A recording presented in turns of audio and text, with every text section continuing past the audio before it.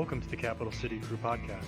Join your hosts Jeff, Owen, Josh, and Herman as they dive deep into the game of Malifaux. Explore sophisticated strategies and creative combinations, but always remember in Malifaux, bad things happen.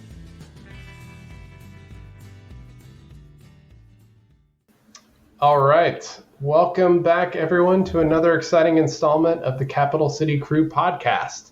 Today, we are here to talk to you all about Nexus and Cadmus. Woo, bugs! Indeed. We are also going to inform you all about how they aren't actually bugs. But more on that in a minute. So, kicking things off today are my usual compatriots. We have Jeff Mansker, Hello. Josh Anteline, and Obregon. All right. What's up?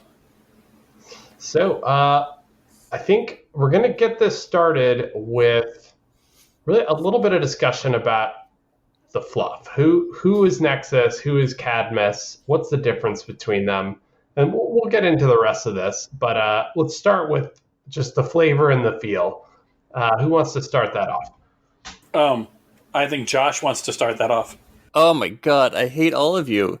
Like, I've told you a million times that Nexus is not a bug.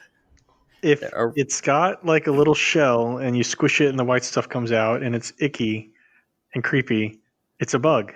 And it's got bug eyes. You're wrong on like 6 different levels.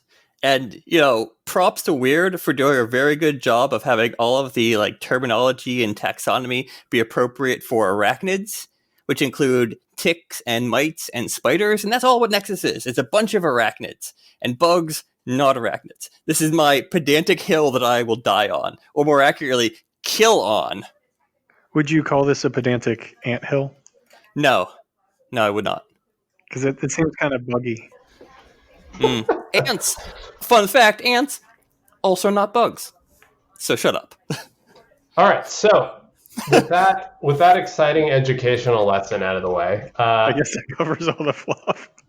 Jeff, would you like to tell us a little bit about the actual fluff of Nexus in the context of Malifaux? Sure. Nexus was created by Titania, which is pretty cool. Except then Titania decided that Nexus, or Cadmus, as it were, was actually too difficult to control because it decided to infect a Fae when Titania said don't do that. Well, it wasn't possible for Titania to kill Cadmus due to how Cadmus was designed. So she locked it away, and then it was released at some point, and now it's running wild, and Titania doesn't want to have anything to do with it, so naturally they went to the Explorers Society for reasons. If given an opportunity to make a hive mind, just don't do it, guys. It's never a good idea. Literally never works out.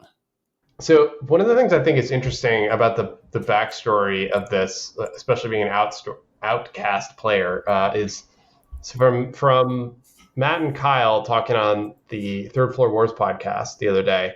They mentioned that they wanted to design another sort of horde hive type master, but they wanted to be really careful to make it mechanically distinct from Hamlin, who was another kind of, I have my mind control all of my millions of followers and rats and whatnot. So I think they really succeeded in making something different and unique. And yeah, I think they did a really good job making this super creepy. Yes, hordes apparently pass out tokens. It's just very different kinds of tokens in this case. I will say I think this is a much better iteration than plague tokens and making people sick. The parasite with Hamlin in the past, if you get diseased or the plague, it's bad, but most people are like, it happens. With Nexus, it's not something you can ignore. This is a major part of this crew, and if you try to ignore it, it's going to cost you the game. So with that said, why don't we jump straight into the mechanics? So we've thrown around a bunch of these phrases, parasites and taking people over and the tokens and whatnot. But what do these guys do on the tabletop for those that aren't super familiar with Nexus? To answer your question, is what they do on the tabletop is they pass out parasite tokens, which is basically the parasite token itself makes it to where you are considered a friendly Cadmus model from that point on. And if you get any more parasite tokens, you take 2 irreducible damage. The friendly Cadmus model is the most important part of the parasite because Nexus can cast through anybody that's a friendly Cadmus model, which is all of my crew and potentially parts of your crew if you have a parasite token. But on top of that, they have a unique mechanic of being able to pass around wounds and that they receive and healing that they receive to other models. So if you have a parasite token and you charge into one of my models to do 2 damage, I can take 1 of that 2 damage and give it back to you. So it's a kind of a pseudo armor if you have a parasite around. But if that parasite is not on you, it's completely ineffective, and there's no defenses in this crew aside from that. So yeah, there are a bunch of moving parts that are associated with Nexus's functionality in this. He gets an upgrade whenever you deploy him, the Hive upgrade, which lets you, which triggers that effect on the parasite tokens. The parasite tokens make enemy models. Oh, you can count enemy models as friendly models, and for the purpose of actions and abilities. And also if a model has a parasite token and then gains another one, all that stuff is on the Hive upgrade. And the neat thing about the Hive upgrade is that if you kill Cadmus or you kill Nexus, it passes to another Cadmus model. So you can't just kill the hive mind by killing the person in charge. It'll keep spreading, which really does add to the hive mind feel of the Cadmus playstyle. But Jeff's correct that having them count as friendly Cadmus models is irrelevant for a huge swath of actions and abilities within the crew. And these will come up over and over again when you're looking at the individual models. Sometimes you'll see a power that you don't understand why you would ever use this on a friendly model, but then you realize, hey, you can do this to an enemy as well. And it does some really nasty things as a result, and we'll touch on those as we're going through the individual models.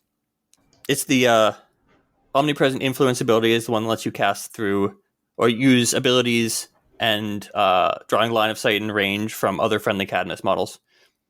And there's a once per turn restriction on that, which is one important thing to note, that you have to keep track of who you've used Omnipresent Influence on so that you don't violate that once per turn restriction on Nexus's ability, either for the Omnipresent Influence or the We Are Legion, which is the one that lets you pass around healing or damage through 2 different models in the crew. I literally just now realized in this, while we're recording this, technically, if you have no other Cadmus models on the table, you can pass Will of Cadmus over to an enemy model with a parasite token. I don't know why you would ever do that, but you can. Weird. Winning Super weird. off the field? I mean, I guess. Hey, weird stuff happens at Malifaux. Yeah. So, and as Jeff and Josh have kind of started digging into Cadmus and playing this, one of the things that you hear a lot about is, in Third Floor Wars and even on this cast, is that this is a difficult mastery. There's a lot of a learning curve into that. So I was kind of wondering, how many games have you guys kind of played in? What was your learning curve like? How many games did it kind of take you to get to the basics before you started doing, all those extra fun things that make this into the game that we love? I have only had 2 games with Cadmus. I played one against Jeff, fielding Rezzers, and I played one where I fielded Cadmus against Yuko. And I didn't go in blind. I had studied the cards a bit before it. I think Nexus is one of those masters that if you don't know what you're going up against, it's going to be a really bad time. So I had a pretty good idea how to do it, but there's still a lot of nuance associated with it. And I know Jeff has had way more games with Nexus than I have. So what do you think about the learning curve on that one? So during the beta, and there was quite a things that changed, but during the beta, I'd say I probably played around 9 or 10 games with the Cadmus crew, kind of helping to isolate down and making suggestions. And then after release, I've probably, roughly eight or 9 games, so roughly right around 19 to 20 games with Cadmus. And it definitely shows. So I've played against Cadmus, piloted by Jeff, I think only the one time, but then read battle reports on the forums and during the beta. But it is definitely a potent and powerful force. And it's definitely one of those ones where I think probably both playing as it and playing against it for the first time, or even the second or third time, there's a lot of nuance to be had in how all the pieces fit together, that if you stick with it, it's extremely powerful. But at first blush, it might seem confusing to put all the pieces together. Oh, your first game, or your first couple of games, hands down, you are going to forget abilities. You are going to not realize how some things work. You're going to look at cards and be like, I don't understand why this exists. Hopefully we're going to dispel some of those things and give you some tips so you can play a better Nexus and a better Cadmus crew. But in general, there's things you're going to forget, and you're going to mess up on a lot of stuff, because this crew is very... I'm not going to say setup intensive. There's a lot of moving parts to it, and a lot of things that you have to keep track of. So would you say it's kind of like Summer Teeth, where he has all the different auras and he has to, if you have a model out by half an inch, that's going to mess up a random combo, where once you kind of get that positioning game in, or is it a learning curve of memorization? I wouldn't equate Cadmus to any other master. I think Cadmus is very unique within Malifaux right now. There are some elements, as has been mentioned, of Ulix, similar to like the grow mechanic, a little bit of Hamlin with the whole plague mechanic, but the way that they function, you can kind of consider Parasite to be a little bit like Vengeance from the Karai crew, but they function entirely independently, and I don't think that this crew is much like any other crew. Yeah, there's a positioning element, and then there's a remembering the different components element, and how the two actually fit together is sometimes not obvious. So yeah, all those things that make other masters complicated, yes. I will say they did. Weird nailed the. I don't know how you guys feel about when you're playing it, but I won't ever take Nexus in a. What is the game that we played together? The bounty game. The collect the bounty. Public executions. Public enemies, right? Yeah. Yeah, I would never take Nexus into that, because Weird nailed the never-ending tide of bugs feeling with Nexus, and how they just keep coming back, and that is not good for those type of games. But the other games I think it's great for. Yeah. Oh my God, staying on top of those bugs, especially like if you're playing a melee crew, is nuts. Yeah. Well, and the complexity, I think, isn't so much about the positioning. Right? Like, it's not that unforgiving on positioning. I think it's more knowing how to optimally stack the various abilities. So the We Are Legion, when you're going to pass health or damage to which models, the timing that you want to activate your models to try to get parasites out. I think there's a lot of activation order and combo potential in this crew, and that's where the complexity really lies. And this is a hidden little game, if you like, or not really game, but a hidden little tactic for the Cadmus crew. Their main purpose, which you don't really realize when you first look at them, is they are very big into card denial, making your opponent discard cards, because a lot of their abilities are low stat, or they're just designed to make you, like, their triggers make you discard cards, and once you get past those cards, their crew functions at another level. So to that point, why don't we take a quick break, and when we come back, let's dive into the crew and start going through the models.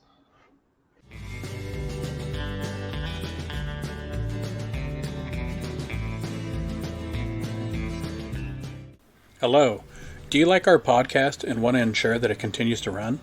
Maybe you want to hear our outtakes on unedited footage. Or perhaps you're just flush with cash and you like being generous. Either way, we've set up a Patreon just for you. If you like us, please consider donating. Our Patreon can be located in the show notes. If not, we're all pretty sure that it's Herman's fault. Either way, if you like our show, go ahead and leave us a comment. Thanks.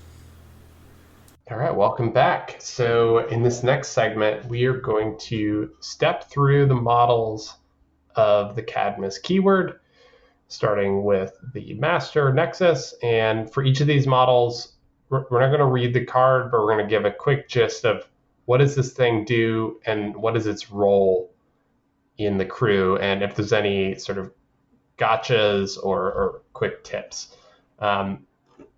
So let's get that started with Jeff. Do you want to go over Nexus as the master and sort of the core model? Yeah, so Nexus is obviously the master of this, and the big thing that you need to know about her is she can cast through other models, like we mentioned, other friendly Cadmus models, which may include your crew if they have a parasite.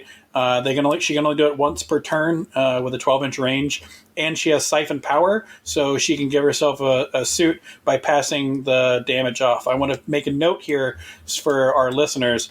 Because it's one irreducible damage, she can still pass the damage off to another model, but she still suffers the damage. So don't be surprised if you're standing next to Nexus and she passes one damage to you from using Siphon Power. It would normally reduce the damage she takes, but because the damage is irreducible, she still takes it, but you also receive it. So it's kind of weird how that interaction works. But she has a melee ability called Hive Strike. It's not a high damage track, but your opponent has to discard a card or gain a parasite. That's the large thing that's on this card, with it being stat 7. And some neat little tricks that you can pull with this is with her transmutation, where you can change one condition into another that has a value. So the Cadmus crew is very good at stacking poison, and she can change like 4 stacks of poison into, I guess it's a maximum of 2, but 2 stacks of poison into 2 focus, or 2, the shielded. So that's a fun little interaction right there, but it's a 1-inch range. So the next thing she does is the exoskeletal connection. This is one of those abilities that's going to be tricky for people to use. It's kind of similar to how Lilith worked, but you drop a 50 millimeter severe web marker and a base contact with the target that you're targeting. Then you place the target into base contact from the model that this action's line of sight was drawn from. So it also has a surge trigger and a shed skin where you get to get rid of the conditions. But the big thing about this is your target gets a web marker next to them. Then you place the target from where you drew this line of sight from. So you're going to have to figure, and keep in mind, you can only draw line of sight from a Cadmus model once per activation. So if you go from if it's not from Nexus herself, if you go from any other model, you can only do it once per turn. But you can also do interesting things like leapfrogging a model up the table by going 6 inches out and then 12 inches out and pulling a model twice, leaving web markers along the way, which help other models in this crew. Then she can summon Eyes and Ears with her Citizens of Malifaux bonus action. You're going to be doing that for the first 2 or 3 turns, getting these Eyes and Ears out. And then her last bonus action is Soul Shock, which is really good. It's a 2-inch pulse from the model that you're drawing range from. That's a target number 14 defense duel, or they gain a parasite token. And then you can make that model, just for fun, make that model that you're targeting suffer 1 point of damage, which keep in mind if you're in the middle of a crew, which is what you're doing because you're pulsing out, you can either do it from an enemy model that has a parasite token, or you can do it on your own model and pass that 1 damage off to something with a parasite token near it. So a lot of stuff going on with this card, and that doesn't even include the upgrade at the end of the turn, and we'll get to that at a later point. But she's a lot of things going on there. So some interesting things about her that I found. Siphon power on Nexus is just incredibly strong. The Siphon power plus the Siphon life trigger on a stat 7 attack is a really good way of upping your damage for not very much cost to you. It gets it up to 2, 4, 5 damage, which is a respectable damage spread on a very accurate attack. Well, 3, 4, 5 if you have a parasite token near her. Yes. Well, also Siphon power doesn't have to be done to Nexus. So Yep. If a model has a parasite token, they count as friendly. So you can target them with the Siphon power damage. You can just ping someone for 1 damage for the privilege of doing an extra 1 damage on your attack. It is a real cruel thing to do to someone, because you can just do that as many models that you want to. You can do it as many times as you want per turn. Yeah, no, it's every time you declare an action, you can siphon power off of someone. You could do granted, it 4 We Are times. Legion can only target. Yeah, you can't target the same model with We Are Legion 4 times, but if you have 4 models around you, you can just ping them all for a little bit of damage, just automatically. Automatic irreducible damage. It's hard to beat. The big thing with Nexus is if you're going to go in on her, you need to make sure you kill her, because if you don't, she's going to put a parasite token on you because you're in her melee range now, and you're going to die. I mean, once you get a parasite token on you and you're near Nexus, she's going to kill you. You come after the queen, you best not miss. Yeah, there you go. Couple questions to bring up as we're going through like Nexus in the card here. One of the ones is, when do you all see yourselves activating Nexus in the turn? Is it something that you're kind of saving to a little bit later, or you're starting out the turn with? And also, when you're starting to use Citizens of Malifaux, are you going for, I think it's a maximum of 3 Eyes and Ears you can summon at a time, or is 2 fine? What's the balance You here can that you're actually looking do for? 4 if you have a red Joker. Yeah, but you're not going to use a red Joker. So are you going to drop that severe or whatever you need for 3? So you only need an 11 to get out 3, and that depends on what turn it is. Turn 1, yes, I will drop the 11 to get out 3 Eyes and Ears. In later turns, I'm going to have to kind of balance out what I'm looking for. But I found that if you do 3 on turn 1 and 3 on turn 2, then you usually have the maximum that you can field unless people start killing them. So that's when I usually transition over. The first turn or 2, I'll go early with Nexus, and then following that, I'll try to hold Nexus until later in the turns because of how she interacts, and I want to position models ahead of time. But for the first 2 turns, she's positioning the models. So it's kind of a give or take there. Yeah, the timing on Nexus activation really depends on what you're trying to do with her and what exactly you're trying to accomplish. If you're just trying to get people into position early in the turn, you want to go probably second after the Archivist, in my opinion. If you're trying to do damage, going later in the turn to leverage both Hive Strike's high accuracy against the opponent with a depleted hand, and also the ability to hand out Parasite tokens with Hive Strike or Soul Shock. Doing that later in the turn when they don't have as many resources to protect against that or to prevent the Parasite tokens is really advantageous. So there's not a set time depending on, it really depends on what you're trying to accomplish with her. And since you can't do both positioning and offense, you tailor that appropriately. Yeah, I think Josh had a really good point there of you need to decide what you want to do that turn because of how her mechanic works.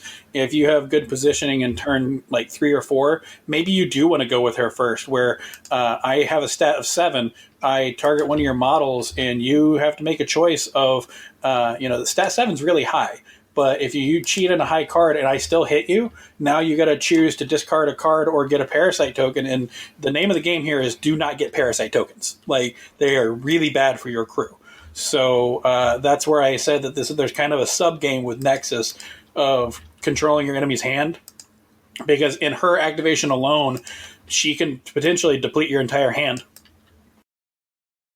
So why don't we move on to going through the rest of the models here? I think a good segue or a good next one to cover would be the summonable eyes and ears. Well, do we want to hit her upgrade first? Yeah, we can talk about the upgrade. So the upgrade, the Will of Cadmus, it just tells you what parasite tokens actually do. So if you get a second one on you, you get 2 irreducible damage. But it gives Nexus a unique ability where after every other model has activated, she can activate again, similar to Terra with Slow. But she is only allowed to use one ability. And the one ability, and this is where you want to have a lot of Cadmus models, the stat for the ability is the number of Cadmus models in play, including enemy models with a parasite token. And then it's divided by 2. Keep in mind, in Malifaux, you round down, you don't round up. Divided by 2. So if you have, divided by 2. So with Will of Cadmus, this is a very difficult ability to use, and this is where I haven't gotten to the point where I can use this super effectively yet. So you're usually using your cards throughout the turn, and when you get to the end turn, you don't really have a whole lot of cards in your hand. But even with 12 Cadmus models on the table, that's still only a stat of 6, which means you need to get a 6 just to get this to go off. And you get to use it twice, but what you get to do is you can take a non-charged general action, but there are 3 triggers. One lets you do a melee action instead of a general action. One lets you move the model 2 inches after resolving. And then the last one is, which is I think probably the most important, is when resolving the general action, the target gets to ignore its insignificant ability. So the shambling nests, the eyes and ears, they can potentially be scheme runners for you. But once again, you're keeping a decently high card. I can tell you, usually I'm at a stat of 4 or 5 for this, not at a 6 or 7. You're keeping a decent hard card in your hand till the end of the turn, and it's usually going to be the crow that you're looking for in order to do this ability. So you've got to plan this ahead of time for using it at the end of the turn, and you got to make sure that you keep those cards in your hand. On the upshot, with Siphon Power, you'll always have the suit. That's true, but keep in mind this is the limiting factor here is the 6-inch range. Granted, with Nexus, she can technically go, if you have all the positioning correct, 18 inches with it, so 12 inches out to a model, and then target a model that's 6 inches away. But that's a big positioning game. So there's a lot of things you're going to have to plan this stuff ahead of time. You can't just kind of go on the fly and expect this crew to work. Fly, get it? Because spiders eat them. Okay. So, Nexus's totem are the shambling nests, which are just creepy as hell to look at. Not gonna lie, they are just absolutely unnerving. They share the We Are Legion ability, but their 2 big shticks are having From the Shadows and having an automatic way of putting parasite tokens on an opponent with a successful melee attack. From the Shadows is a great ability to have on these totems because it allows you to have nodes for Nexus's longer range attacks using Omnipresent Influence right from the get-go. You can position a shambling nest farther up the field and then use Exoskeletal Connection to start pulling models out of your deployment zone and positioning them up the field very rapidly. The downside for that tactic is that shambling nests are incredibly slow with move 3. So they really do need some assistance from the rest of the crew to move much past that. In melee, they are both annoying and dangerous. For a free totem, which you get 2 of, they have 2-inch range melee. Couple that with 8 wounds and hard to wound, and you have just a little tank that you can position in different places on the board. They're hard to dislodge, and your opponent will be Resident to get up into melee range with them, because even though they have stat 4, if they land that hit, that's just a parasite token that you can do nothing about. And as we've stated all throughout this, the worst thing in the world is to have a parasite token on you. So I was going to say, one of the questions I have for the Nexus players is, how important are these things to you all? Like, because when I was playing against it, I was like, oh, those things are going to immediately die. And I dedicated like a Sabertooth Cerberus to killing them. I mean, that's a big beater going for a free totem. But to me, that was like a worthwhile thing to get those parasite tokens out of the way, to get those things out of my face. How do you feel as the Nexus player? Do you keep one forward and one back to keep it alive? Do you try to stagger them? Do you put them both forward as threats? Does it impact your gameplay a lot to lose them? I think it depends on the crew that you're going up against. Like I said, Shambling Nests are kind of hard to dislodge. They are 8 wounds, defense 5, hard to wound. So it takes a decent chunk to get rid of them. It's not a casual thing to get rid of a Shambling Nest. So if your opponent can't reliably do that, I think you can be more aggressive with them. But they are a reasonably high priority target just because the consequence of them landing an attack is really high, and the utility of having a model up the field that Nexus can attack through is also really high. So I do think they are high priority targets that you want to not position foolishly. You don't want to put them out into a place where your opponent can easily take them out without like overcommitting. I found the best way to use the Shambling Nests for me is leaving one closer to mid-board that that Nexus herself can use as a conduit to pull models up, and having one further up that is there to threaten the crew, not in danger, but enough to make the enemy crew concerned about it being there. But I do want to point out, then I don't want somebody to get this wrong, because actually in some of my earlier games I did. Exoskeleton Connection is an attack action, so Nexus cannot target herself with it. So she can't cast through a Shambling Nest to move herself 6 inches of the board, because you are not allowed to attack yourself, no matter who you're drawing line of sight from. So with the Nexus is the only person that she can't target with the Exoskeletal Connection. So don't mix that up. That's really useful, though. I was there for that game. Yeah, right. It's very useful to hear from y'all about how vital these are, because I know when I played, looking at them, I was like, this guy is going to be a problem. And so just it activating late, but being behind some terrain where I couldn't immediately get at it, really warped my movement, because I did not want to get close enough for a end of turn run up and parasite me. Although it ended up happening anyway, and Terra got a parasite turn 1, which is super bad. And we'll talk more about why that's super bad when we talk about strategy. But these things, I think, are a lot tougher than they might initially seem, and are going to be worth trying to take out if you can. They did do a good job with the Shambling Nest. With it's just tanky enough where you can't casually just look at it and it falls over. You have to commit resources to taking it out, but it's also just threatening enough that you can't leave it alone. So it's kind of that borderline. If you leave it alone, it's going to cause you problems. If you go after it, it's going to take resources. So that seems like a pretty good spot to take another quick break. And then when we come back, we're going to jump into all the rest of the crew and who they are and what they do. Stick with us.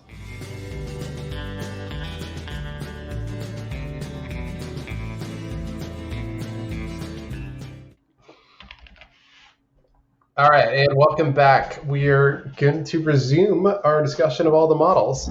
So we've heard about the Shambling Nests. We heard about Nexus. Let's talk about the things that Nexus summons.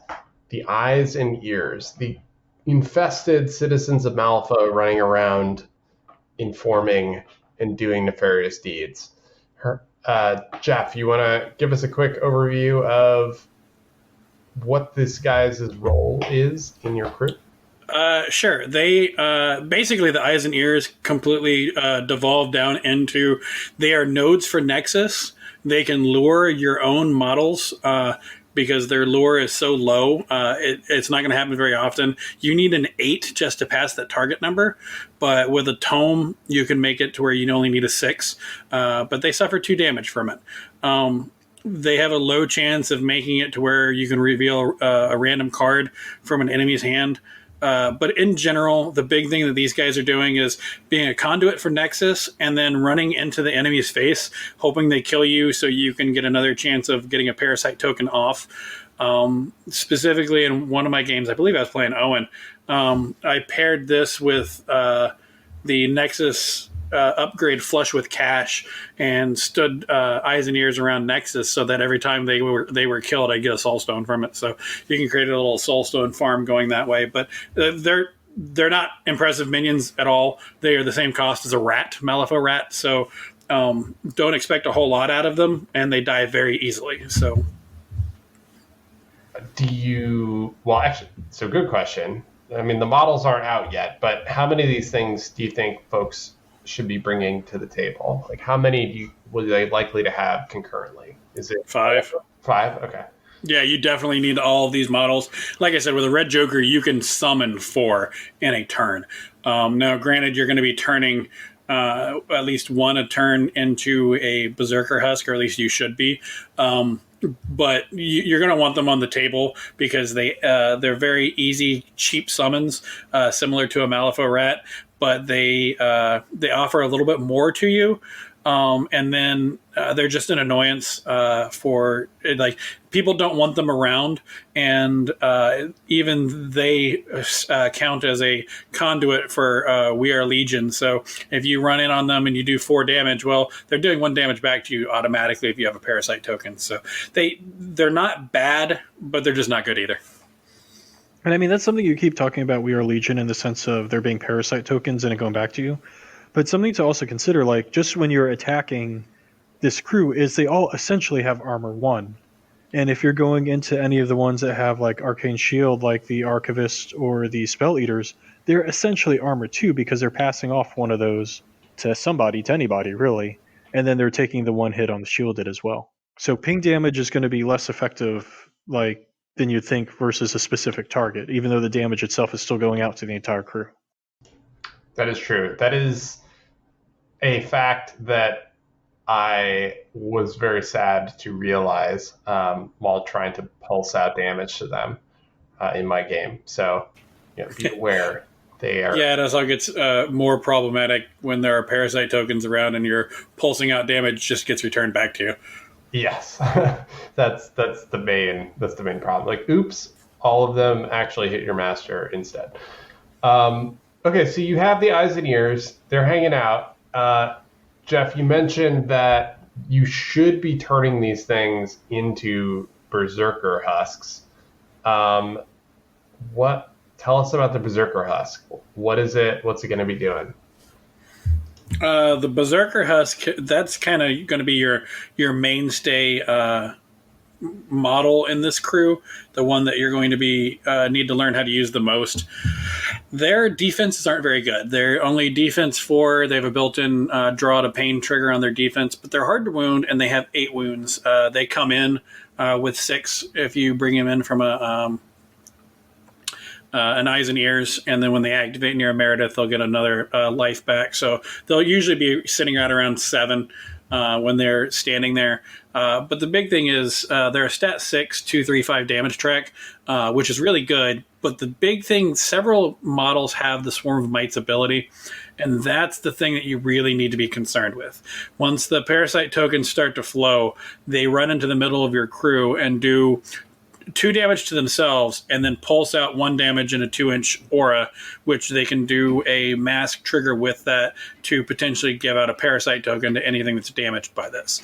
Well, I mean, anything that causes automatic damage is really good, and what you're going to be looking to do with these guys is run them next to something that has a parasite token, where they take 1 point of damage, they pass off 1 point of damage to the model with parasite, and then they pulse out the damage of 1. So you could potentially be hitting a large amount of models because it's a 2-inch pulse, and making them take a defense duel or gain a parasite token, which could potentially be parasite tokens are bad, but it could also give another 2 irreducible damage on top of things if they already have 1. So that's the big thing these guys are doing.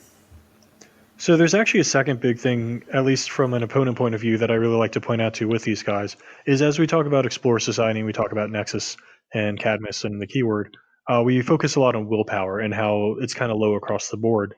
And so one of the things when I was trying to play into this is I was looking at taking terrifying models that they're going to struggle to attack, models that they're going to have to throw high cards at in order to get past these willpower duels. These guys have Ruthless. They are able to ignore terrifying. And so even though you may use that as a counterplay going into Explore Society as a whole or into ways of attacking Cadmus keyword, his main beaters are going to sidestep that particular defensive ability.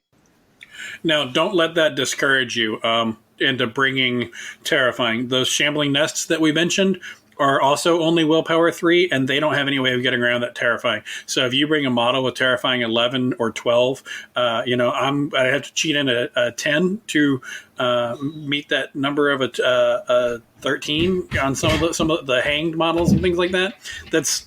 They're good. It's a good counter for the Shambling Nests. It's just Weird was smart enough to put the Berserker Husks with Ruthless in. Berserker Husks are nasty in melee, but they're also move 4. Since you're likely not going to be hiring Berserker Husks are frequently generated by Meredith Stanley, who I guess we'll discuss in a bit. If you can just keep them away from the action as much as possible, that also really helps. You can drop Staggered on them to get them down to move 2, so you just don't have to contend with them, which is nice. Which is the thing I've done to at least delay them approaching to drop their annoying little swarm of mites. So Josh their brings stat up a lines really are good just point. abysmal, but their damage is good. Yeah, Josh brings up a really good point of a lot of this crew is very slow with a move of 4, but they also throw out web markers that are severe terrain. Unfortunately, most of this crew they are still affected by severe terrain. So if you have a web marker in the way of your Berserker Husk, it's going to take them their entire activation just to get past that web marker, to move a whole 2 inches. It's going to suck. So if you're playing as Cadmus, watch out for where you put those web markers. They severely slow down your crew. If you're playing against Cadmus, doing AoE pulse of staggered is really good, and doing an AoE of any willpower duels is also very good. But to actually bring the Berserker Husks to the table, you're probably going to rely on Meredith Stanley, who is the henchman in the Cadmus crew. So before you dig super deep into her, how linchpin is she to this crew? Is she taking it every single time? Yes. Absolutely. And what's nice is she is a linchpin, but she only costs 8, so that's a good thing. If you can take out Meredith Stanley early, that never-ending tide of Arachnids that Josh likes, you can kind of put a hamper on that. Yeah, Meredith brings a lot to the table for her 8 stones.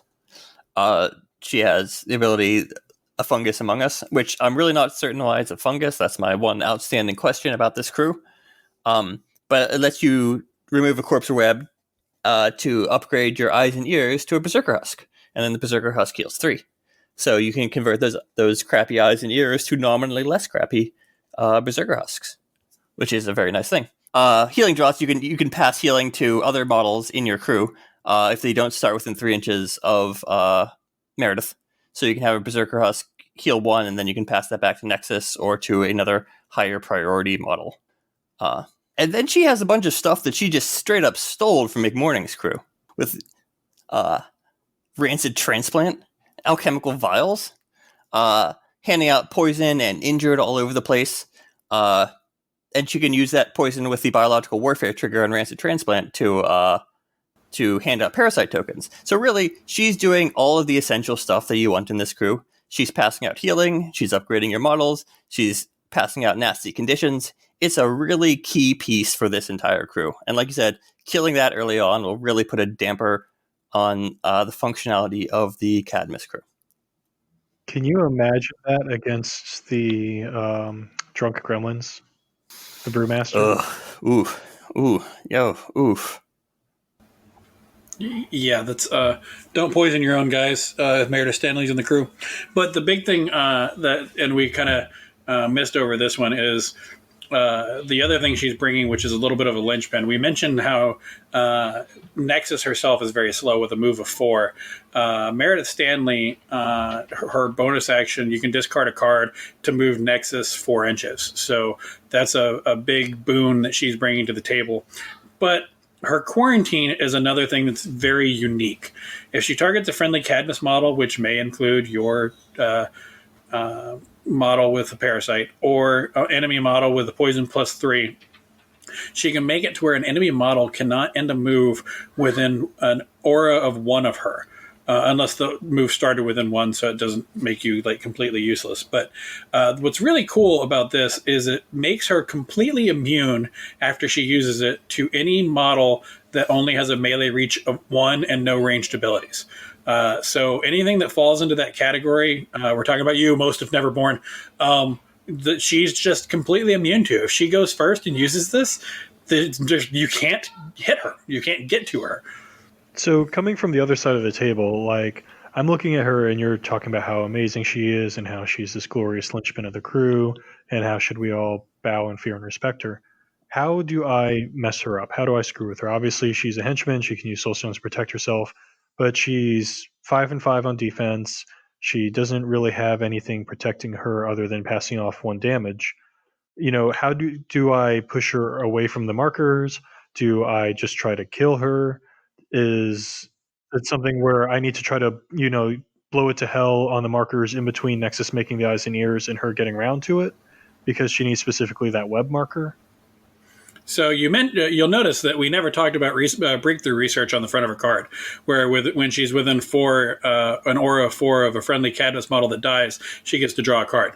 And the reason why we didn't mention that is because she should not be near models that are dying within 4 of her. She's one of those models that stays towards the back of the crew because she will go down very quickly. She only has 7 wounds with a defense of 5, and the only thing keeping her alive is We Are Legion and Soulstones. So, a stray shot from Seamus, it will kill her in 1 hit if he gets a severe. So it's you have to be careful with her, and if you get a chance playing against the Cadmus crew, take her out quickly. It's not difficult to do. Just commit some resources and remove her from the table. You'll be better off. Getting at her before they start handing out parasite tokens is also pretty important. Because then even if she's dumping off damage for your Legion, she's dumping off damage into her own models and not into your models. But yes, her 8-inch range, you probably want to be as close to the edge of that as possible. So you can still drop alchemical vials on the opponent to add the poison, still doing rancid transplant, still doing doctor's orders to things that are slightly closer. And you don't want to be much closer than that. Because, yeah. And I mean, I guess that kind of feeds into going holistically into the keyword. Is, to me, Nexus is more afraid of range than he is combat. Would you agree with that? Would you disagree with that? I agree. But there are things that you can do to minimize that. Like you can technically bring in some out of keyword models, any form of Umbra model to give concealment to things around it. So or anything creating concealing terrain, a lamplighter or something like that. You can bring things to help to mitigate some of those things if you're worried about facing a ranged crew. But if you're playing against Nexus, guns are not Nexus Cadmus. Guns are not a bad thing, but what I would tell you is you do not want to clump up. A lot of their stuff are centered around pulses, shock waves, and things like that, and using models to cast through. So if you're clumped up and I'm able to get a model in there and you have parasite tokens, I'm going to have a field day and it's going to be a lot of fun. And I kind of wanted to touch on that clumping up a little bit because, like, when we played, it was again Marcus Chimera versus Cadmus. And the one thing that I noticed is like I moved in kind of a bubble because I Marcus in a little bit of a bubble. But one of my Cerberuses had kind of gone off into the side to go after, I believe it was a Spell Eater, and it died. It just like bloop dead because a Berserker Husk got to it. It was the end of the turn. You got the extra attack off of Nexus's upgrade. So I kind of felt like when I had a model get isolated, it went down very quickly, whereas the pack itself was kind of able to start chewing through models relatively quickly, even though that Alchemical Vial was kind of coming into play. So I don't know if you can like talk about that a little bit as well on that kind of that bubbling, because it's very different than the game that we had. Did you get a Parasite token? Nope. Then the Spell Eater just blew you up. That's what they do. I mean, the big thing when you're playing against Nexus is you don't ever want to get caught without cards in your hand.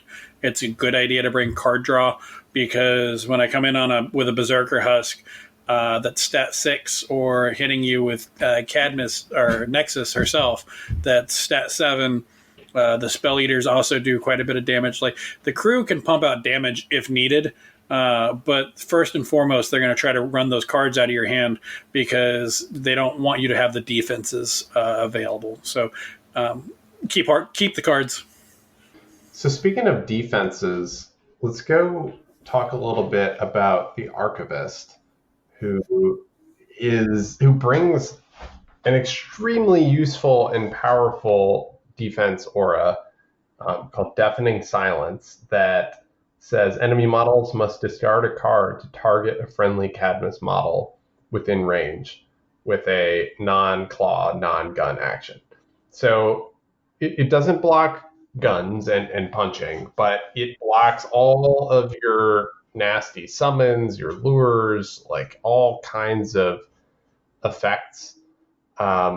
It's, I think, an extremely powerful defensive feature that you can also just move around out of its activation using the exoskeleton ability on Nexus. I know this was a thorn in my side in the Terra crew, who has a lot of cast type attacks. How important is this model to your crew, Jeff? The Archivist is I'd say, even more of a linchpin in the way that I play than Meredith Stanley is. And the reason why is, first of all, the Ill Omens that he has, where you get +2 to your initiative flips. You're going to need this because your opponent is going to get pass tokens from you summoning things all the time. You're usually going to be at the end of the turn, unless they use their pass tokens. I've actually had an opponent that had 5 pass tokens in the turn. But the big things he brings, if you'll notice, Owen was just talking about Deafening Silence. Great ability. You have to discard a card in order to use something that's a non-claw, non-gun action. And he can also place with the mask that's on there, which lets him mitigate some of that move 4 problematic movement. He has siphon power just like Nexus does, so he can choose the suits that are going on. And his Arcane Shield allows him to absorb some of these damage pings that are being passed around. But his Inaudible Whisper is fantastic because when he uses it, your opponent has to discard a tome, or you get to draw a card. So this is once again more discarding or giving me cards. And he's doing 2, 3, 4 damage, but he can put in killer late fees that increases it by +1. So 3 damage, min 3 damage is really good. But he can also use Font of Knowledge, and what I'll do in my early turns is I'll use this on Nexus and make sure that there's a tome in the duel. He can use Siphon Power to do it. But when Nexus is moving those models around with Exoskeleton Connection, she's going to have a tome for every one of the casts that she does, and that's the tome is a surge trigger, so she can draw a card every time she moves a model. So I usually activate the Archivist very early in my turns to force out cards to get that Deafening Silence going within the aura, and to use Font of Knowledge if I need it. They're all really good abilities, and the Archivist is he's not overpowered by any means, but he is a very, very good model. So question for you about this model, and this is coming from someone who loves playing Leviticus, who depends on Demise abilities. He has that killer late fees trigger that he can always get which says it ignores the model's hard to kill or demise abilities, which pretty strong. Not optional. It's not like execute. It just happens. Do you see yourself hiring the Archivist out of keyword for its ability to take care of demise abilities? So I had this discussion earlier. I think it might have been with Josh or Herman. They designed a lot of Explorer Society models where they don't work as well when taken out. Like Font of Knowledge becomes completely useless because you can't attack yourself and you can only use it on a friendly Cadmus model. So right there, Font of Knowledge is completely removed from the card if you take it out of keyword. Deafening Silence is also not useful because it's only useful for himself because he's the only friendly Cadmus model in range. It doesn't affect anything else. So that right there, the back of the card is other than Inaudible Whispers is completely useless. And the only trigger that matters for Inaudible Whispers is killer late fees because other crews aren't going to need a web marker. So you'll see this a lot throughout Explorer Society where the models they're great within keyword, but they kind of fall flat outside of their keyword. And I really like how they've done that. I think that more crews within other factions need to be revisited and being added to where the keywords matter a lot more. Specifically, if I was going against Levy, possibly because he does rely on those, and a 10-inch range is really good. But it would be, paying 9 soul stones. I don't know if that's without any way of putting parasite tokens on. It would have to be a crew that could actually heal him as well because he'd be taking damage to do it. Yeah, I mean, a lot of that discussion came out of you being upset that I think keyword is a suggestion in Guild. Well, I don't think any keyword should be a suggestion. I think it should be vital to the way that you play. Maybe Guild just needs better models. But, I mean, I'll agree with Owen that going into, like, Levy, having that dude just pick off ashes and dust is pretty incredible to me because that thing is a massive pain in the butt. I mean, yes, but there are other things that you can bring that ignore hard to kill and demise. So Explorer Society has some other things that most notably if you bring in, like if I'm going against Levy, I'm probably going to slot in Jedza and just kill ashes and dust. And when you're like, no, now I'm going to heal, I'm like, no, you're not. Yeah, it is a bit much for 2 kind of situational abilities. Against Leviticus is probably the strongest case for taking him, and even then I don't think it's very strong.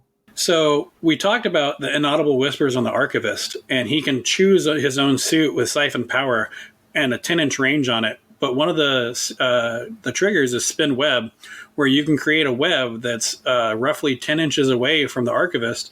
And oddly enough, a Night Silk Creeper can jump to that web that is 10 inches away. So you have a Night Silk Creeper that is now 12 inches up the board. Who then proceeds to instantaneously explode because they are as squishy as a spider. He's got hard to wound. He's not by any means a tank, but defense 6 with hard to wound and 8 wounds. He's not super squishy, but he's also not my issue with the Night Silk Creeper is for 8 soul stones. I was hoping he'd do a little bit more damage. But he is an outstanding scheme runner, just like the Widow Weaver and Bandersnatch. Yeah, I think this is a note for people playing against Cadmus. I wouldn't blame you if you look at this card to initially think, oh, this is going to be a beater who's going to be in my face. It's got stat 7 melee attack. It's on a 50 millimeter base. It's a giant spider bro. So in my game, I put Vendetta on it, and then was surprised to find out that it never got anywhere near my guys. It was running around. It was jumping to web markers. It was just being super schemy. So just be aware, this guy is not the beater that it looks like. And it's probably from the damage stat line, which is only 2, 3, 4. But that stat 7 is very nice. Yeah, the big thing with the Creeper, and the reason why I mentioned specifically the Archivist, is when you're playing in games like picking up the markers in the backfield. I can never remember the names of these strats. Symbols of authority. Thank you. So the archivist can cast 10 inches to a model, and you get that tome to put you put it in base contact with it, but it's a 50 millimeter web marker. So the Night Cell Creeper can then jump 12 inches, walk 5, pick up a symbol, and then use its bonus action to put another web down 6 inches away. And at the start of the next turn, it can jump over, walk, and pick up, if you get the initiative, jump over, walk, and pick up the next symbol. So if you're not guarding those symbols, you can have an easy 2-point swing just from the Night Silk Creeper going at the end of the turn. So it's something to keep in mind. He is very quick when he needs to be. But one of those things that makes him not a good beater is his willpower 4. If you have terrifying models, he's not going to do very well against them. And it's an easy way if you get a terrifying model against him, it's a good way to tie him up, unless he has web markers to jump to. The thing that the Night Cell Creeper can do, if it does get into melee, is that it does have the Catalyst aura, though. So poison models take damage at the start of their activation, in addition to regular poison. I can't say poison ticks, because that sounds like something that Cadmus would have in his crew, but when the poison procs at the end of turn. This interacts, interestingly, with the We Are Legion ability. If you end up with poison on your own dudes, you can pass that damage off to another model. And I actually used that specific part of it with a poison Berserker Husk to finish off my opponent's master in the Nexus game that I played. So even when he's caught in the middle, it's a bad place for your opponents to be as well. Now that is all predicated on him surviving, of course. I'm glad that Josh brought up the interaction with poison. There's a little cute little sub game you can play with poison. Obviously, Meredith Stanley can put poison out in mass. The Night Silk Creeper can do it, and then Nexus herself can change stacks of poison into another status, either shielded or focus, because it has to be a stat with a number. But the interaction that you just mentioned is also something that you have to be aware of. So if you have a model that's poisoned standing next to something with a parasite and the Night Silk Creeper's around, that's 2 damage per turn. That's just free damage handed off, because when he activates Catalyst triggers at the end of the turn, the poison triggers. So that's a really nice interaction. But once again, the Night Silk Creeper doesn't do so well when caught up in the middle of a crew.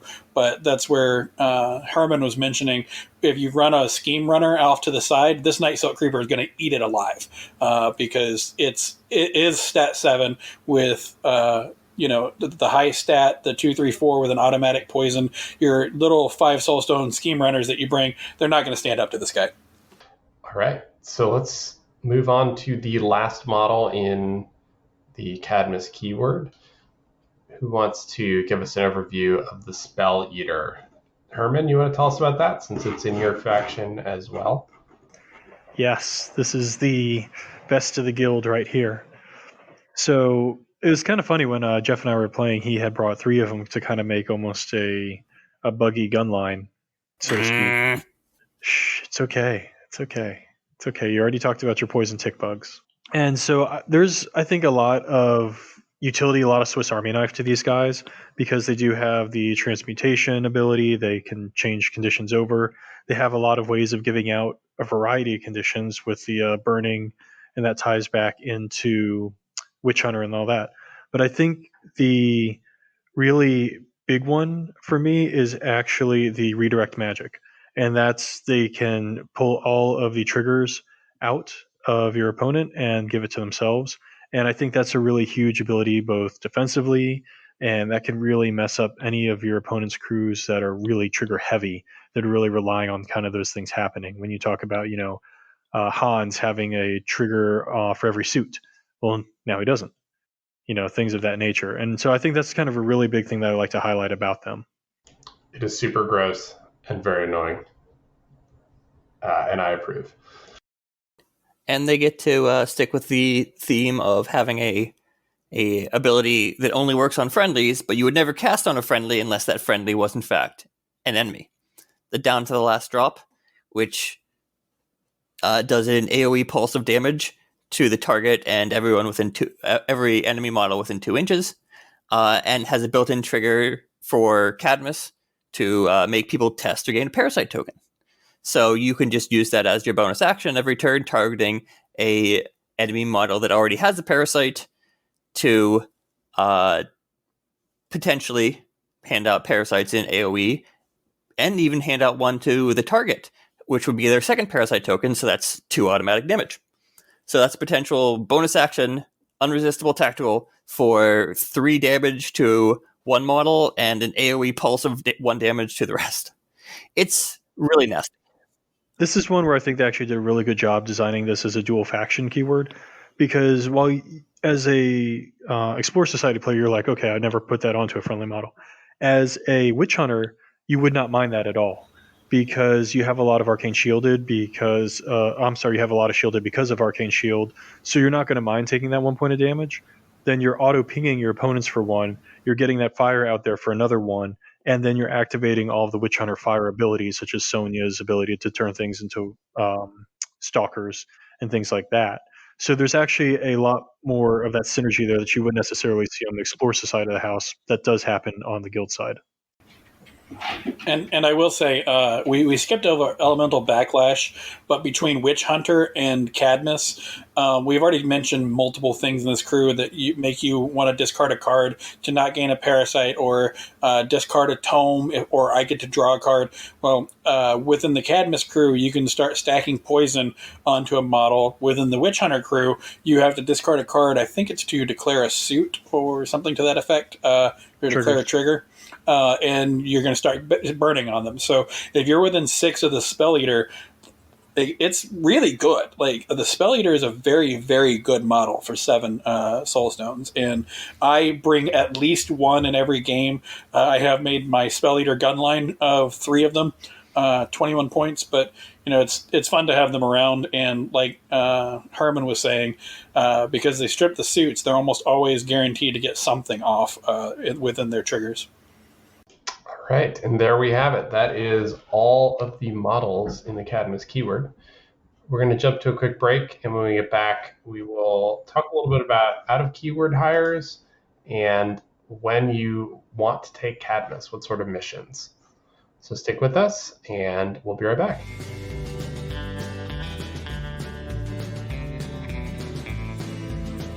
Hello. Do you like our podcast and want to ensure that it continues to run? Maybe you want to hear our outtakes and unedited footage. Or perhaps you're just flush with cash and you like being generous. Either way, we've set up a Patreon just for you. If you like us, please consider donating. Our Patreon can be located in the show notes. If not, we're all pretty sure that it's Herman's fault. Either way, if you like our show, go ahead and leave us a comment. Thanks. All right, welcome back. So we're going to talk first about a few out-of-keyword hires, and then we're going to switch into talking about when you take Cadmus and what your turn 1 looks like. So let's start first with the out-of-keyword hires. Jeff, you want to kick us off? Who's your first go-to? My first go-to in general is just seeing if you can fit in either Jesse Halliday or Winston Finnegan. Either one of them work really well. Jesse, if you think you need soul stones and a little bit of card draw. Winston, if you want to have an extra card and he brings extra movement to the crew. They're both phenomenal within this crew, and that's who I bring. I've actually brought them both within the crew, so it's those are 2 things that I reach for if I need card draw or soul stone generation. How about you, Josh? Who's your go-to? I will second Winston. The amount of stuff that he brings to the table is just spectacular. The extra mobility for Nexus is nice, because you, generally speaking, just want to spend all of her activation doing stuff through other models. You don't want to take those walks. It makes you feel like a real chump. So being able to just shunter up the board while also getting that extra card is just a really, really nice set. My number 2 is probably Mikhail. One of the issues with a lot of the models in in the Nexus crew is that their defenses just aren't that great. It's a melee crew that does not really have a lot of great defenses and relies on We Are Legion to keep them standing. And until you can get the engine going, they're at kind of a disadvantage. But Mikhail gives you a lot of opportunity to protect your crew.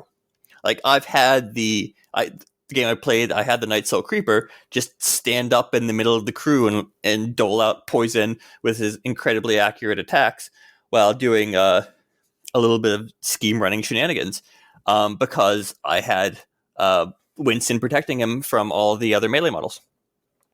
Or not Winston protecting him, Mikhail protecting him from all the other melee models. Yeah, Mikhail isn't a Cadmus model and therefore doesn't benefit from all the stuff, but he synergizes well with them nonetheless. He can use his Chronicle ability to teleport up to models that are healing, and Meredith Stanley just automatically heals models when they activate. So you can take an injured model and just use it to shuttle Mikhail up the board into a good position, where he can then just do his thing of preventing anyone from attacking your dudes. That sounds pretty good. So I'm going to throw this out there. I'm going to throw some honorable mentions and then a secret tech pick here.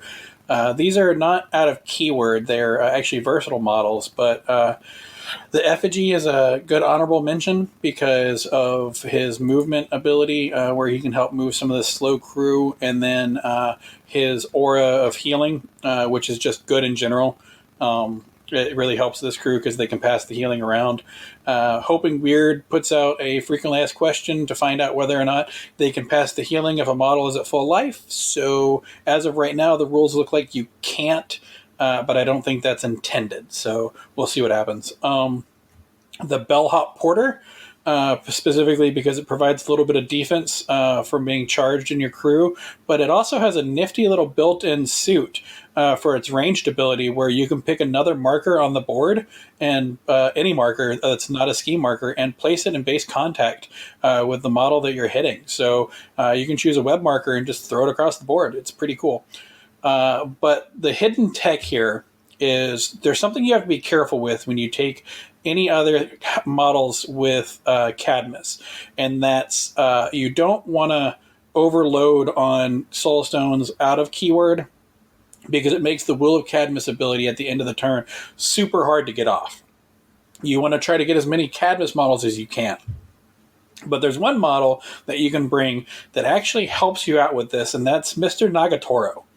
And the reason why he helps with it is when you target a friendly model near him, you are at a +1 to the stat, or the +1 to the duel total. So he is effectively, because of that ability, when you target other models, he makes it effectively 2 Cadmus models when he's brought in. Because, you round up. So he's essentially 2 Cadmus models using that. He also is allowed, or he does his obey type things, and most things that you're bringing in are going to be lower cost. So getting an extra attack off or an extra ability off with those models is pretty good. And he's got an interesting interactions with poison, which this crew works really well at. So if you haven't tried him out, go ahead and try out Mr. Nagatoro with the Cadmus crew. He's a pretty good hire into it. All right. So speaking of when you hire things, when are you picking Cadmus overall? What sorts of missions? What sorts of opposing factions? When are you bringing them in, and when are you not bringing them? I would say the general thing that Cadmus excels at is area control and area denial. He makes a lot of places where your enemy just doesn't want to go. Because if you get too close to his models, you're going to get parasite tokens, and you're going to feed into their offensive and defensive capabilities. He also has the capability of messing with end-of-turn positioning, because you can use the Will of Cadmus with the uncontrollable twitching trigger to move a model at the end of the activation, or at the end, or after every other model is activated. So if you have something that's really carefully positioned, next to the leyline marker to claim it, within melee reach of your within reach of your take prisoner target, whatever, you could potentially just get shunted out of that late in the game, after everyone has activated with the Will of Cadmus. That seems good. How about you, Jeff? So for me, the things that I reach for Cadmus for are recover evidence and symbols of authority. Recover evidence because my crews, I don't usually bring eyes and ears, and I don't usually bring the berserker husks, so you can't put an evidence marker on the really easy to kill models. And then you're putting them on the stuff that I want in my backfield. Well, a lot of my stuff is ranged and works really well in ranged, but if you get into melee with me, I'm going to mess you up and give you parasite tokens, so it's not a place you really want to be. And the Night Silk Creeper can jump around to different places that I need him to be, including web markers that are within my own crew. So if you bring a model in, or if you leave a model isolated out, I can, potentially do things to that. I can also give you a parasite token and make you walk away from your own crew with the Will of Cadmus at the end of the turn. So things like that are really interesting with the recover evidence. But symbols of authority become a lot easier with the Night Silk Creeper. I already kind of went over some of that stuff. Things that I'd avoid, I mentioned earlier, public enemies, because they're a wave of insects that die a wave of arachnids that die very quickly. And then corrupted ley lines, they're a slow crew in general. And then the stuff that makes them fast are places, so they can't place when they have the token the cleanse token. So I don't usually reach for them with either of those. But recover evidence and symbols of authority are my go-to for Cadmus. Another mark in favor of symbols of authority is that the shambling husks have 2-inch melee, so they can by themselves protect a symbols marker. And since they can just be from the shadow next to it, it makes it harder for them to lay claim to one. All right, so you've gotten one of these missions. It's a mission you like. You've chosen Cadmus. You've declared that as your faction, or as your keyword. Are there any key choices at list building time that are going to be influenced by either your opponent or by the mission? Or are you pretty much taking the same crew every time? I change my crews based on my opponent, and particularly, I think everyone should do this in general. If you're going against a ranged crew that has a whole lot of guns, you're probably going to want to tech in some stuff that gives you some concealing terrain. I might bring a lamplighter to give me a little bit of concealment. As I mentioned before, any kind of Umbra model, even a cheap one, gives you concealment around them. I will say, not the strats, but the schemes will change what I take as an upgrade on Nexus. So unless the scheme allows for it, I don't usually take something like Treasure Map. However, Treasure Map does give Deadly Pursuit, so Nexus can push 4 inches at during the end phase. But on top of that, she gets Buried Treasure as a bonus action, and later in the turn, they don't expect you to reach out 12 inches next to a model and remove any kind of marker that's next to it. So a scheme marker, or if you have somebody that's putting out around a lot of ice pillars, or other kind of markers that are problematic, coffin markers, she can just reach out 12 inches, 13 inches technically, if there's a model next to it, and remove that marker. So I think that's an interesting interaction that will catch people off guard. So that's something to keep in mind. How about you, Josh? Yeah, it really does come down to the defensive tech that is tailored to the opponent that you're thinking to fight. If you're expecting to get into melee, if they have a short range crew, that's when you'd bring Mikhail.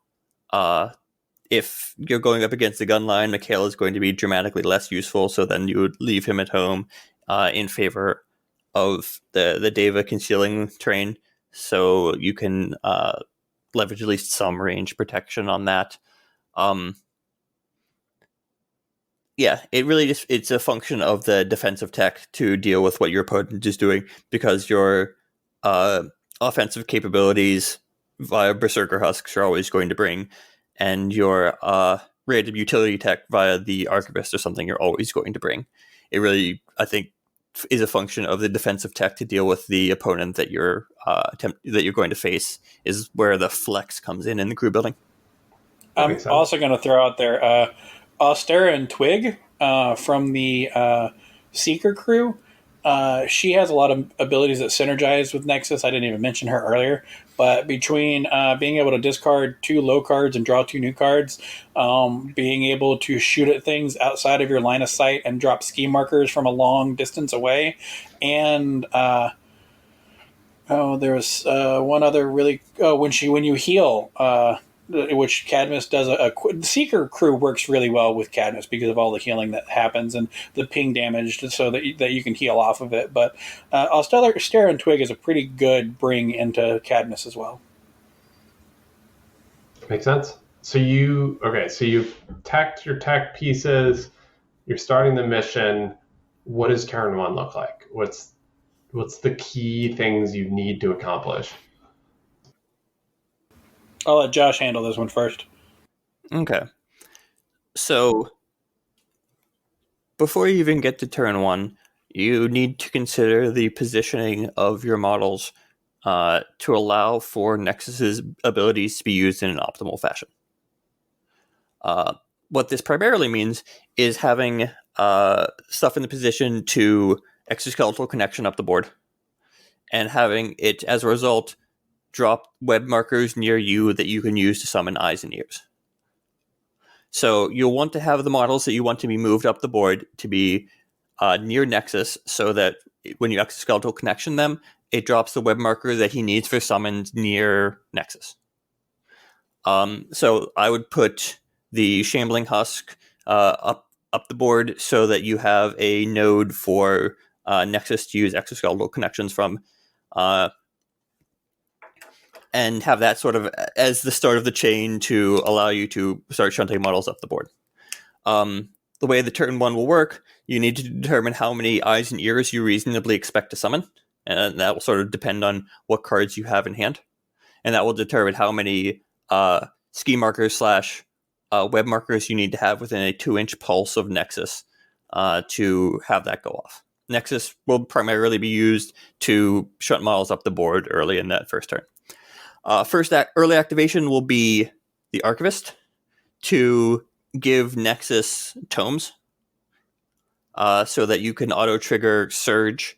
Give Nexus tomes via Font of Knowledge to give Nexus tomes to automatically trigger Surge for all of the exoskeletal connections that you cast. You can then get your exoskeletal connection nodes all in position, activate Nexus to start shunting the models up the board. And once you have a sufficient number of either web markers or web markers plus ski markers near Nexus, you eyes and ears, or you citizens of Malifaux, to summon all of your eyes and ears. This will be followed by possibly just burning activations, moving up your eyes and ears, leaving one within the 4-inch aura of Meredith Stanley so that she can Fungus Among Us to get a Berserker Husk. And then start moving that up the board. Depending on exactly what tech you had brought for mobility, be it the Mysterious Effigy or Winston Finnegan, you can start shunting those up the board using Lead the Way or Dirigible Ride, as depending on the model. And that's sort of it. It's going to be a great deal of positioning, most likely, unless you're expecting a serious Alpha Strike. And if they do aggressively position, you can start opportunistic use of Omnipresent Influence to start attacking stuff that happen to engage your more forward models during that time. So yeah, it's a lot of early turn positioning to just start the Citizens of Malifaux engine going, the Berserker Husk engine going, and to get models up the board in the most efficient fashion possible. This will allow you a lot of card cycling, hand shaping in preparation for turn 2. Makes sense. So I'm similar to that. I'm typically going to have a model, two models that are within 2 inches of Nexus that can drop a scheme. So I'll have a model drop a scheme marker to the left of Nexus, and they'll take a walk forward. Then I'll have a model drop a scheme marker to the right of Nexus, so that the two markers are not within 4 inches of each other, using Nexus's base to keep them where they're far enough apart. And then that model will usually do something.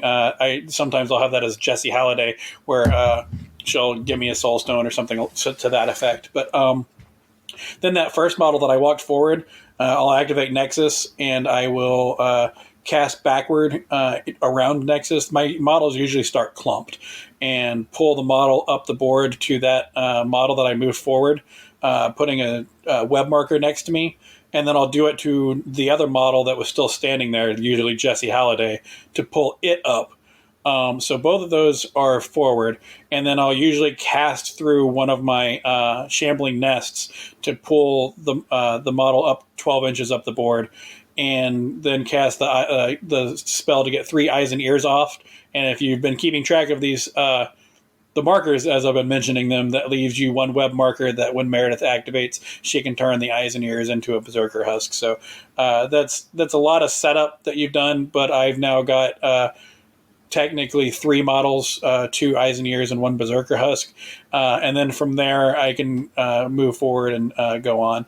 The Archivist is another one of those models that he doesn't do a whole lot on the first turn. He just kind of needs to shuffle up the board, and he needs to get his aura out early. So that may be one of the models that I activate earlier to throw down the scheme markers. But that's what you're looking at first turn.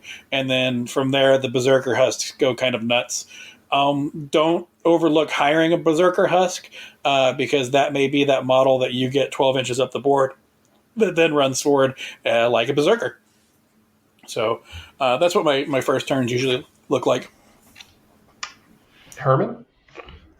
So just as we're going through and we're talking about your first turns and your positioning and things like that, we've talked a little bit about how Staggered is good against Cadmus because it stops you from doing a lot of these self-places where you're helping yourself out.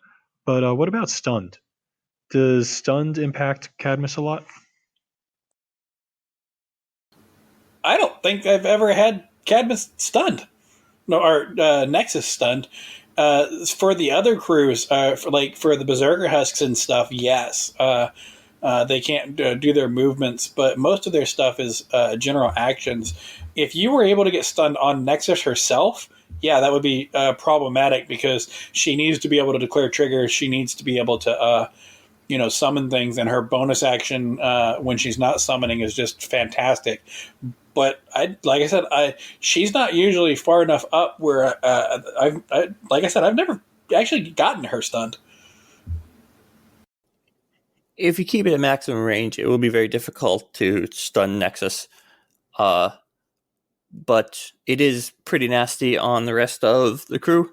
If you think about this in the context of the Pandora skill set, is very well suited for cracking the nut that is the Cadmus crew. Handing out stun prevents some of the models from handing out parasite tokens. It will stop Meredith from handing it out. It will stop Berserker Husks from handing it out. It won't stop Cadmus herself or the Shambling Husks, though. So there's still the option, but you are diminishing some of the strong AoE parasite token handing out tech by dropping stunned. Yeah, I'm not concerned about stunned on anything other than Nexus because Exoskeleton Connection can remove conditions. So I'm not really that concerned about that. Let's leave it there and go to a quick break. And when we come back, we will continue the how do you defeat Cadmus discussion with... You cannot defeat Cadmus! Some more specific tips, strategies, and ideas for folks facing Cadmus. So stick with us.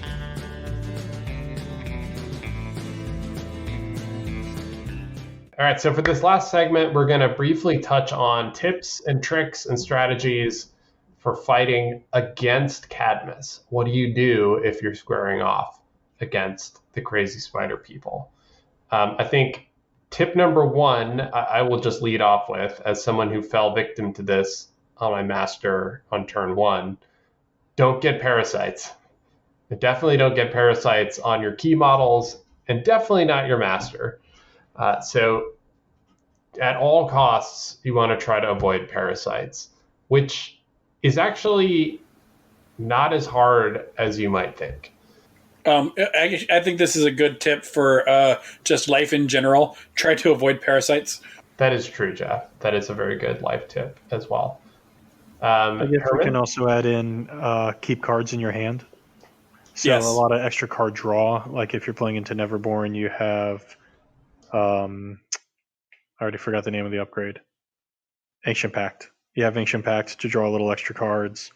Like, playing Marcus into that. Every time they discarded a mutation upgrade, you can draw a card. Keep those little micro card draw abilities in mind as you're going through.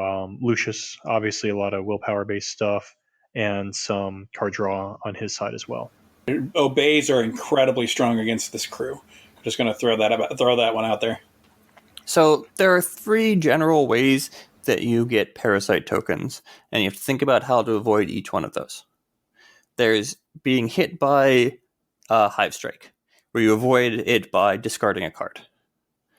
There's being hit by the Shambling Husks, where you can't avoid it at all if you get hit.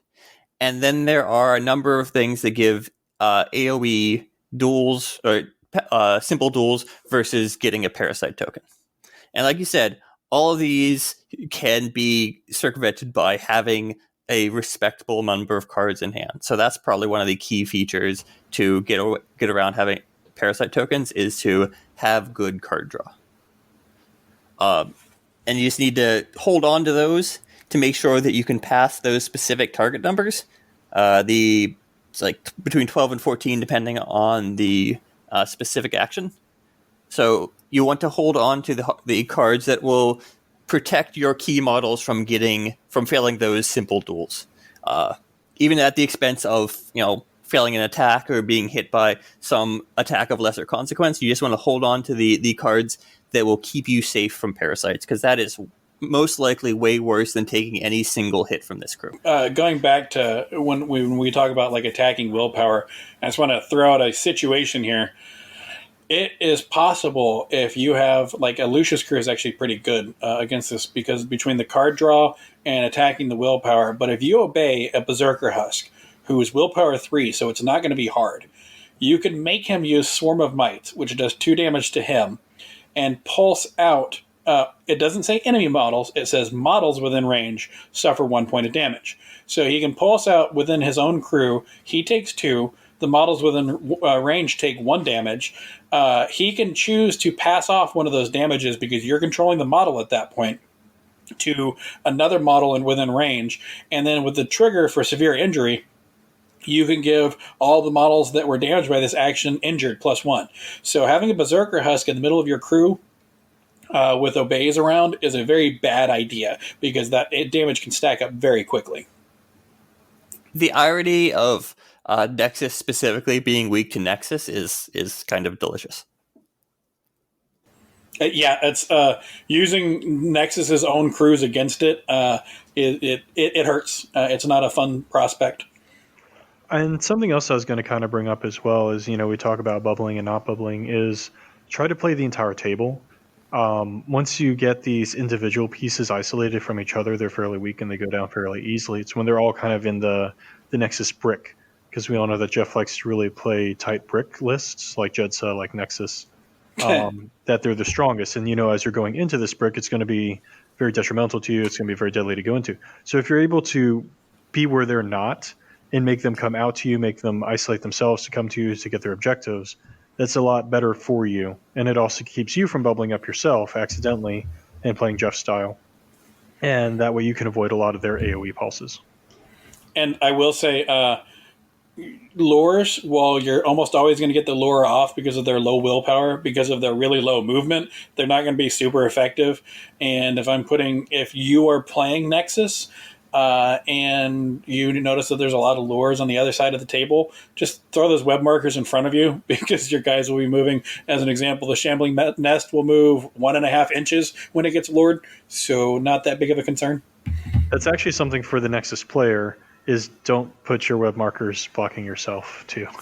Yeah, it's the web markers. You need to be careful how you place those, because there have been many a times where I wanted to move to a place and there's a web marker in the way, and you, with the exception of the Night Silk Creeper, nobody else is unimpeded, so it's problematic.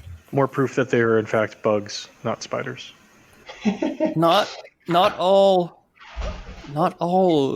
arachnids spin webs. God, okay, focus. Anyway, range attacks are also pretty nice against this crew. They are very melee centric, and if you can deal with them before they can actually threaten you, all the better.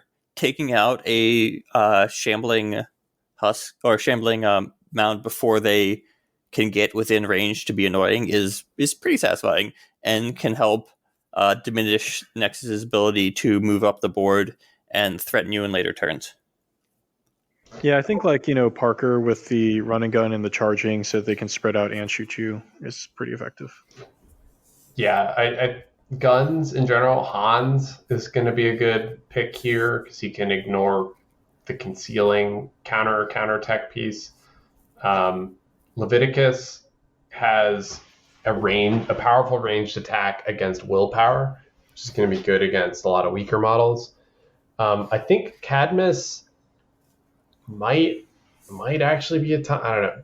The internet may say I'm bad for suggesting this, but it might be the time to bring the Draken Trooper, because he does ranged. It's range damage. It's burning. It's doing blasts, so you're potentially hitting a lot of models. And as you said, Cadmus often has models near each other, at least at various parts of the turn. And there's a trigger to move them. So if you have the ability to move enemy models that have already activated, blocking other ones, it doesn't fully gum them up, but it can really make the positioning game a lot harder. So if you put out that burning, if you put out all those other things, that burning triggers after the activation phase, so it can't be passed off to your own guys. Just steer clear of Meredith Stanley being able to move the burning to your own guys.